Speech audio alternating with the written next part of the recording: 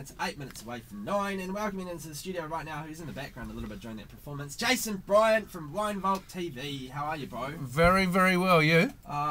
I know the story. I was just putting you on the spot to see how you'd react. No, I'm doing good, but that song, you're doing surprisingly well. Chelsea sung did make me feel guilty about last night. That's all I'm going to say. And it did make me feel slightly guilty about this little section. This whole section.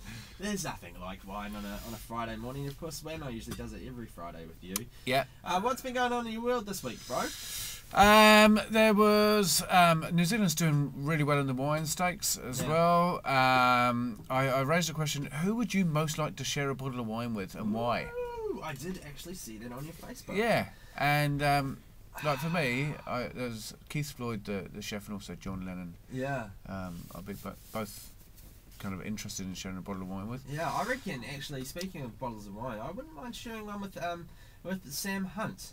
Of course, New Zealand, you've probably got more chance of achieving that. Yeah. Both the people I chose are dead. Alive. Or maybe actually, because I've just finished reading a bunch of his books, just continuing on the New Zealand literary thing. I forgot his name. He's that well known. He's that well known. It'll come back to me soon. That's would I know? You'd probably know him. Is credited for New Zealand's pretty much literary existence. Oh no. Frank Sargison, that's his name. Oh right, okay. That was brilliant radio. Oh man, I've had a meal this morning, but that's okay. Let's just right. get into some wine. So the region we're going to talk about, Nelson. Yep. Famous for hops, as we were talking earlier. Yes. So kind of you were talking about a beer segment. And tobacco, the kind of shady past of New Zealand's smoking industry. The hot, dry environment, good for both those Absolutely. things. And one would think probably marijuana as well. Oh, most definitely. And it has the most sunshine hours, and so you don't need those hydroponics and blah blah blah. Just out there with the sunshade on, so the police copters can't find it. Yeah. Oh no, you were talking about the tobacco. So this vineyard that I'm going to talk about, initially they were a tobacco farm, and then in 2000 the Drummond family, and it's still family owned, planted its first vines. 2003 first vintage, and it's called Anchorage because they neighbour the Abel Tasman Park, and it's where boats used to anchor. So Anchorage, it's a nice name. It's a nice label as well.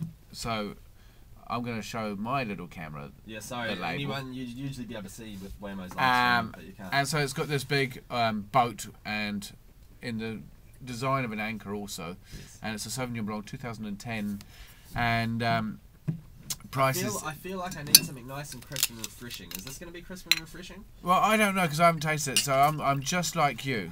It's very, very light. That's one of the things. A bit blocky today, so I don't know if I'm going to be able to pick much off. It is very light. Surprisingly light. Yeah, like you almost look like this whole lightness isn't going to be a good thing for you. No, it didn't look.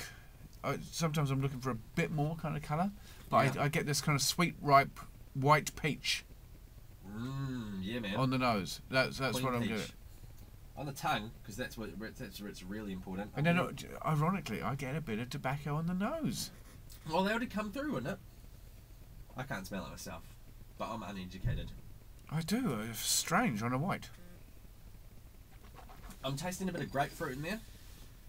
It's a bit of grapefruit. Very grapefruity. Yeah. Bit of grass at the back there as well. Yeah, but for me, got to say it's not my favourite. It's a bit too thin. It falls away a bit too sharp. Yeah. I like the mouth grip. Yeah. I like the grapefruit pith kind of character on it. It's just for me a bit one-dimensional. Righto. It doesn't really change an alter, and it doesn't really excite, but it would be fairly good with a firm white fish. I tell you what, perfect for the day after a hangover. It just takes that rotten taste out of your mouth straight away. Yeah. I mean, it does clean your palate. That's one of the things about it. But would struggle. 82 points.